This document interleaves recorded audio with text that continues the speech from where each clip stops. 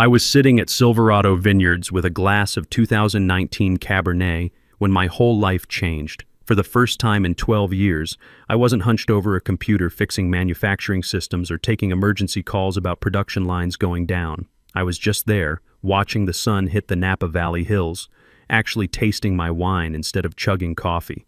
My name is Roy Patterson, and I'm 48 years old, Senior System Integration Director at TechFlow Systems, which basically means I'm the guy who keeps million-dollar manufacturing lines from turning into expensive junk. But that afternoon, I let myself think about what life might look like if I wasn't always fixing everyone else's problems. Then my phone buzzed. I should have ignored it. Hell, I should have thrown the thing in the nearest wine barrel. But 12 years of being on call doesn't die easy, so I looked. Glenn Harper, my boss. A 45-year-old MBA who thinks manufacturing experience means he toured a factory once in business school. What the hell do you think you're doing, Roy? Taking vacation during the Steinberg Industries audit prep? I kept my voice calm. My leave was approved 3 weeks ago, Glenn. We don't approve laziness. Consider yourself terminated, effective immediately. The world should have collapsed. Instead, I actually felt relieved. I laughed, not at him, but at myself for staying loyal to this place for so long. I hung up before he could add another threat. Trouble? The voice came from across the small table. I'd been seated here after some booking mix-up, sharing space with a guy in his late 50s who looked like he owned everything he saw. Vincent Cross, he'd introduced himself. Turned out he owned quite a bit. I raised my glass. I just got fired. Instead of the usual awkward sympathy, Vincent looked interested. Well, he said, tapping his glass to mine. Then it's probably time the right people finally noticed what you can do. I didn't know it yet, but Glenn's tantrum wasn't an ending. It was the best thing that ever happened to my career. Vincent's glass was still there when my phone started buzzing again. This time it was texts from Glenn, each one more desperate than the last. Return your laptop immediately. HR will contact you about equipment recovery. Your non-compete will make sure nobody in this industry hires you again. 6 months ago, those threats would have kept me awake for weeks, but sitting here with a good bottle of wine and California sun on my shoulders, they felt like empty noise. Vincent noticed me checking the messages. Let me guess, he said calmly. He's realizing he just made a huge mistake. I set the phone face down.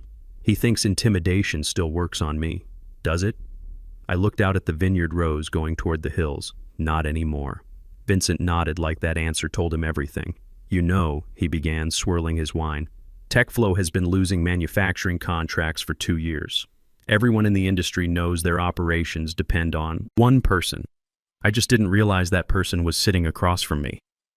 The words hit harder than they should have. After 12 years of being the invisible guy who made everything work, hearing someone actually recognize it felt strange. Roy, he continued, some companies do well because of good leadership. Others survive despite terrible leadership. TechFlow is definitely the second one, and that's not going to last. I let out a quiet laugh, because it was true. Before I could respond, a woman's voice interrupted us. Vincent? I didn't expect to see you here. Diana Wells, a manufacturing consultant I'd worked with on a few projects, stepped onto the terrace. She froze when she saw who Vincent was talking to, then saw my phone screen with Glenn's messages still showing. Her face got tight. He fired you during audit prep week? That man has no idea how screwed TechFlow is right now. She crossed her arms. Half their safety systems depend on your work. Does he even understand what he just did? My heart started beating faster, but not from fear, from understanding. No, Glenn didn't understand, and that was about to become his biggest problem. Vincent leaned back, watching me with quiet satisfaction. Sounds like your former employer is about to learn something they've avoided for years. What's that? I asked. What happens when you push away the wrong person? The evening breeze swept across the terrace. For the first time in 12 years, I wasn't the overworked engineer hiding in the background. I was the piece Glenn hadn't counted on. And what happened next was up to me. By the time I got back to my hotel room, my phone looked like it had exploded. 31 missed calls, 8 voicemails, and enough emails to crash a server. I poured myself a glass of water and opened the first message from Lance Fisher, one of the few guys at TechFlow who understood how fragile our manufacturing systems really were. Please tell me Glenn didn't actually fire you. The Steinberg audit prep is falling apart. Rodriguez tried to run your safety sequence and crashed the entire production monitoring system. 3 major clients are already asking for you specifically. A second message came right after. Glenn told everyone you abandoned your responsibilities. Nobody's buying it. I closed my eyes, letting 12 years of stress settle over me, not as exhaustion this time, but as clarity. TechFlow wasn't broken because I left. It had always been broken. Me being gone just made the cracks show. Next came a voicemail from HR. The tone was stiff, corporate, almost rehearsed. Per company policy, please return all assets within 72 hours. We will also be reviewing your obligations under confidentiality and non-compete clauses. Translation: Glenn was panicking, and he needed bureaucracy to save him. But bureaucracy only works when the system underneath is stable, and TechFlow without me wasn't stable at all. I tossed the phone onto the bed and for the first time in over a decade let someone else's crisis be someone else's problem. A knock at the door interrupted my thoughts. Diana stood there with 2 cups of coffee and a knowing smile. Figured you might need this, she said, stepping inside. Word travels fast in our industry. Half the consultants here are talking about what just happened. About me getting fired? She shook her head. About Vincent Cross mentioning you to some very important people. The respect in that room shifted when your name came up, Roy. You should have seen it. I wasn't sure what surprised me more, that Vincent had talked about me, or that industry people actually listened when he did. Diana set the coffee cups on the table. You've kept TechFlow operational for years. Everyone knows it except the guy who signed your evaluations. Her voice got softer. You're free now. What do you want to do next? The same question Vincent had hinted at earlier. The same question I'd spent years avoiding because I was too busy fixing other people's problems to think about my own future. I looked toward the window where the lights of Napa Valley sparkled in the distance. I said slowly, I want to stop just surviving and start actually building something. Diana smiled. Good, because Glenn has no idea what's coming. The morning I flew back to San Francisco, the sky was clear and bright. Too peaceful for the corporate meltdown waiting in my inbox. By the time I connected to the airport Wi-Fi, the consequences of Glenn's impulsive decision were unfolding in real time. Like watching a controlled demolition in slow motion, the email trail revealed everything. Internal messages, dozens of them, painted a picture of complete operational chaos. Rodriguez, I can't complete the safety compliance check. The monitoring algorithms keep throwing error codes I don't recognize.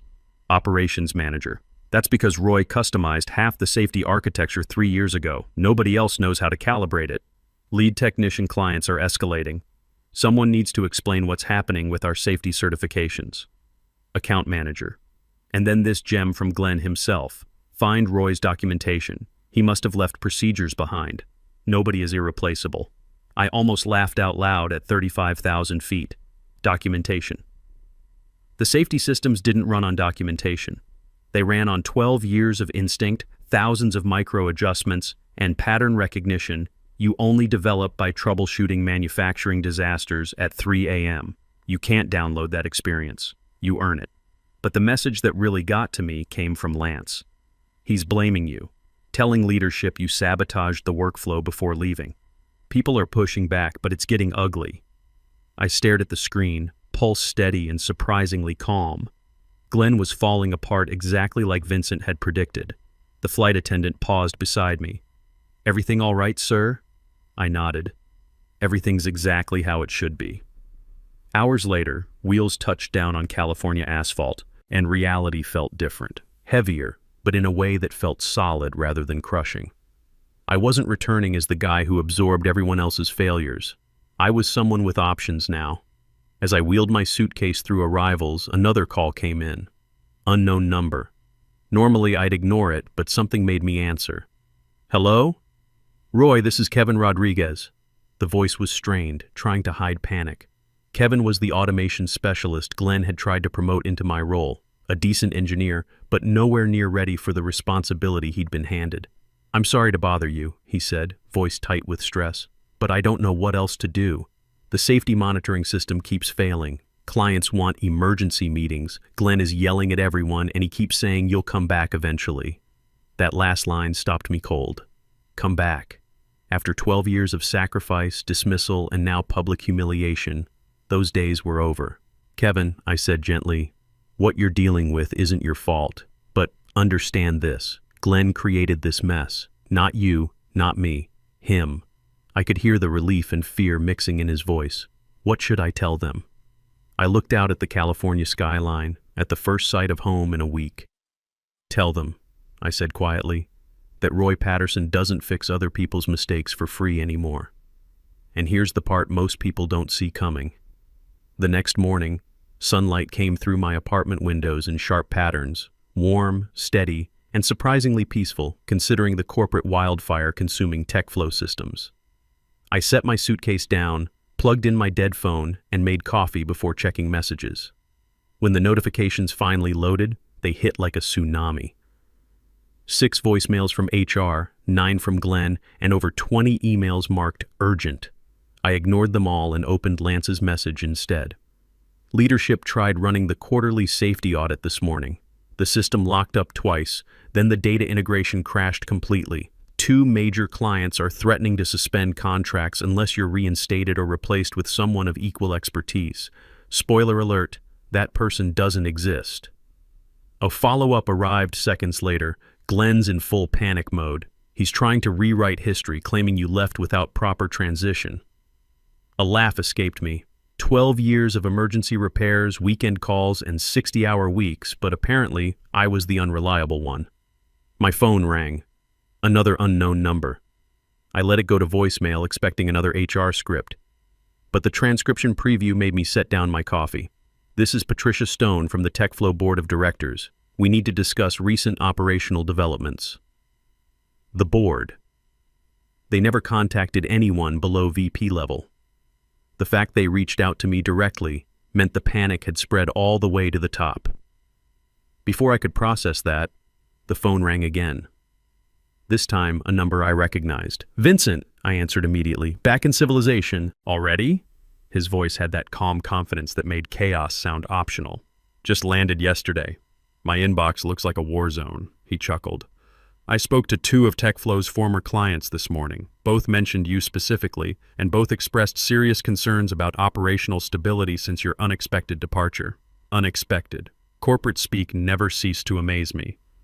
"I'm not involved with TechFlow anymore," I said. "They'll have to work with whoever Glenn chose." "That's the problem," Vincent replied. "They don't want whoever Glenn chose. They want continuity. They want competence. They want you." I took a slow breath. "I'm not breaking any contracts or going after anyone." "You don't need to," he said. "When leadership fails, clients follow stability. And from what I hear, you were the only stable element TechFlow ever had." His words weren't flattery. They were business analysis. A pause stretched between us. "Roy," he continued, voice lower now, "I'd like to meet again. There are opportunities opening up, ones that match your actual value, not the level they kept you trapped at." A sharp knock interrupted him. Quick and impatient, my pulse stayed steady. Not fear this time, but something colder, more controlled. "I should call you back," I said to Vincent. "Be careful," he replied quietly. When I opened the door, Glenn Harper stood there like his world was burning down. Which, in a way, it was. His shirt was wrinkled, his tie crooked, and his eyes had that frantic look of a man who'd spent 48 hours losing control of something he never really controlled in the first place. "Roy," he said, trying to sound calm, "we need to talk." There was a time when those words would have made my chest tight, made me feel small. "Not today." "I don't think we do," I replied evenly. He pushed past me into the apartment without being invited. The arrogance was familiar, but the desperation underneath was brand new. "For 12 years, he began sharply, "I've counted on your reliability, your consistency, your—" "My silence," I offered. He flinched, a small twitch that could have been guilt or rage. "This isn't the time for attitude," he snapped. "The audit is collapsing. The entire safety workflow is compromised. Clients are furious." "They're not furious," I corrected. "They're responding to instability. Instability you created." His jaw tightened. I didn't create anything. You left. You fired me, I reminded him quietly. He started pacing like a man replaying every mistake in real time. Look, maybe I acted too quickly. Too quickly? I raised an eyebrow. You called my vacation irresponsible, insulted my work ethic, then terminated me mid-sentence. That's not quick, Glenn. That's who you are. He stopped pacing, really looking at me for the first time since he arrived, like he was realizing I wasn't the same guy he'd been pushing around for 12 years. You need to come back, he said finally. The words weren't a request, they were a plea wrapped in a command. No, the simplicity of it stunned him. You don't want to hear my offer? There's no offer you could make that would be worth it. He ran both hands through his hair, fingers actually shaking. I can fix this situation. The board wants answers. They want to know why the only person who understood our manufacturing systems is suddenly gone. I tilted my head. What did you tell them? His silence was answer enough. Glenn, I continued, voice steady, you didn't lose control because I left. You lost it because you never had it. Confusion flickered in his eyes.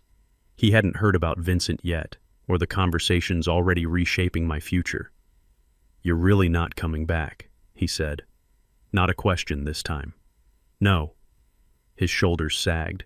The collapse wasn't dramatic. It was quiet, hollow, inevitable. He walked toward the door, paused, and said without turning around, They're going to blame me for this. They should, I replied. He nodded once and walked away. The silence after Glenn left wasn't peaceful. It felt charged, like the moment before everything changes. I stood in my living room for several minutes, processing what had just happened. 12 years of being talked over, overlooked, treated like replaceable equipment. And now the man who once mocked my need for vacation had shown up trembling at my door. Not because he lost an employee, but because he finally realized he'd lost the foundation holding his department together. My phone lit up again. Board of Directors, incoming call. There it was, the next domino. I answered, calm and composed. This is Roy. Mr. Patterson, this is Patricia Stone. We need clarification on several urgent operational matters regarding your departure. No hostility in her tone, just exhaustion and the sharp edge of corporate survival instinct. Of course, I said. How can I help? She let out a breath. We weren't informed of any performance issues until this morning. We were told you left without notice. I was terminated, I corrected gently, without cause, during approved leave. Heavy silence, damning silence. Another board member chimed in. Is it accurate that no one else has full access to the safety monitoring architecture? Yes, I replied, because Glenn consistently refused to allocate resources for proper cross-training. I documented everything, but documentation can't substitute for hands-on experience. Another pause. Then Patricia spoke again, quieter. Mr. Patterson, would you consider consulting work, strictly transitional? We're willing to compensate appropriately.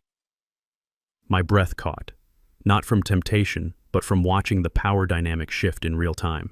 They no longer saw me as an employee. I was an asset they were afraid to lose completely. But I'd learned something important sitting on that vineyard terrace. Freedom isn't a gift someone gives you. It's a choice you make for yourself. I appreciate the offer, I said, but I'm not available for consulting at this time. Papers rustled. Someone took a sharp breath. Panic leaked through their professional composure. May we ask why?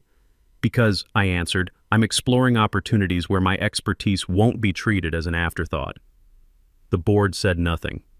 The truth had landed. We ended the call politely, but I knew what came next. Blame shifting, political scrambling, damage control that wouldn't control anything. I set my phone down and let the moment breathe. Then it buzzed again. A text from Vincent. If you're free this afternoon, I'd like you to visit our Oakland facility. I think we're ready to discuss specifics. My pulse steadied.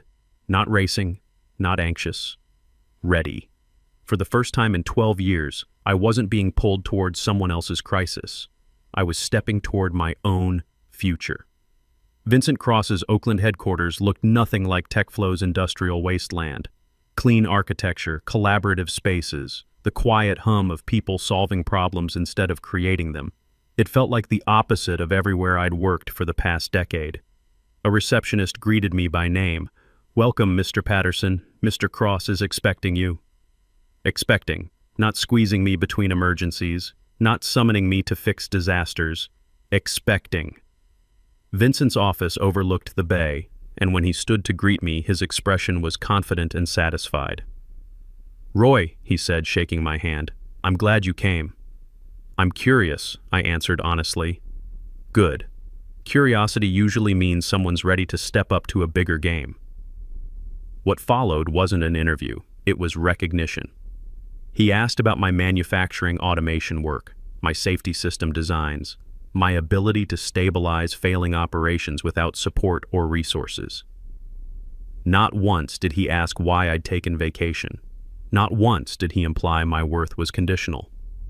When I finished explaining a complex production line integration, he leaned back, impressed. "You weren't just keeping TechFlow operational," he said. "You were performing at an executive level while being compensated like a mid-level technician." I didn't deny it. "And they fired you," he continued, "which conveniently freed you up for us." He slid a folder across the desk. Not thick, just substantial enough to matter. "Vice President of Manufacturing Operations," he said. "Full autonomy, your own team, compensation that reflects what you've actually been doing for years." I took a breath, not because I doubted myself, but because the offer aligned perfectly with the future I'd been too exhausted to imagine. I opened the folder. My next chapter stared back at me. "I'm not asking for a decision today," Vincent added. "I just want you to understand that you're not someone who needs permission to lead anymore. You're someone whose leadership creates stability wherever you go." He was right, and I knew it. I closed the folder carefully. "I won't need long to decide," I said. A slight smile touched his lips. "I had a feeling you wouldn't." As I stood to leave, he added, "Oh, one more thing. TechFlow's board reached out to us this morning." I stopped. "About what?" "They wanted to know if we've been in discussions with you." "And what did you tell them?" Vincent's expression got serious. "That it's none of their business." By the next morning, news had traveled faster than wildfire. I woke to a string of messages, some panicked, some apologetic, some simply stunned. Lance's message made me sit up. The safety audit system crashed again at 6 a.m. 4 clients demanded emergency meetings. Someone leaked that you were fired during approved vacation. It's everywhere, Roy. Industry blogs, LinkedIn posts, everywhere. I opened my laptop. There it was, splashed across manufacturingtoday.com. TechFlow systems in crisis after sudden departure of lead safety engineer. The article was brief, but devastating. Industry sources report that the company's critical safety monitoring systems were maintained primarily by a single engineer whose recent termination has raised serious questions about operational oversight and management competence. They didn't name me directly. They didn't have to. Anyone in manufacturing automation knew exactly who it meant. My phone buzzed again. Another email from the board, more desperate than the last. "Mr. Patterson, we request an immediate meeting. The situation has escalated significantly. They weren't calling for clarification anymore, they were calling for rescue. But I wasn't their rescue.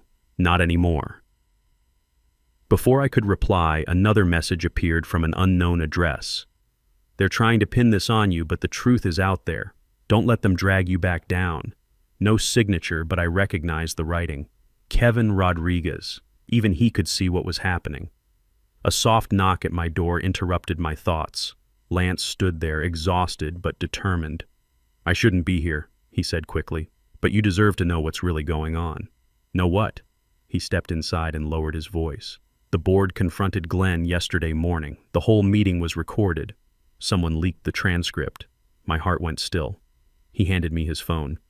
Lines of text filled the screen. "Board member, why did you terminate the only engineer capable of maintaining our safety systems during audit season?" Glenn, "I believed he was undermining my authority."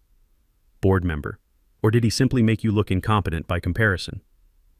The transcript continued, each exchange tearing down Glenn's position until the final blow. "Board chair, you compromised our operational integrity over personal ego. Effective immediately, you're suspended pending formal review." I handed the phone back. "It's over for him," Lance said quietly. I nodded. It should have been over years ago. "Are you thinking about going back?" he asked carefully. "No," I said without hesitation. His shoulders relaxed. Relief, not disappointment. Good, he said. You were never meant to be hidden away in that place. That afternoon, I drove back to Vincent's office. This time, I had an answer. I accept, I told him simply. He smiled and handed me a pen. Welcome to the team, Roy. As I signed the contract, Vincent added, your first assignment is building a safety systems division. You'll be mentoring 6 junior engineers. Think you can handle that? I thought about Kevin Rodriguez, struggling with systems he didn't understand. About Lance Fisher, trying to hold things together with duct tape and hope. About all the young engineers who'd come after me, hoping someone would teach them what they really needed to know. I can handle that, I said. 3 months later, I'm sitting in my new office overlooking San Francisco Bay. My team just finished a major safety integration for an automotive client. Flawless implementation, ahead of schedule. Kevin Rodriguez called me yesterday. He landed a position with a company that actually trains their people. Lance Fisher is interviewing with us next week. Glenn Harper? Last I heard, he's selling insurance. TechFlow Systems? They're still looking for someone to replace me. Good luck with that. I learned something important that day in Napa Valley. Getting fired doesn't have to be the end of your story. Sometimes it's exactly what you need to start writing the chapter you were meant to live. If you're stuck in a job where they don't see your value, where they take your expertise for granted, where they treat you like you're replaceable, maybe it's time to let them find out just how wrong they are. Sometimes the best revenge is simply becoming who you were always supposed to be. How did my story hit you? Where are you listening from? Let me know in the comments below.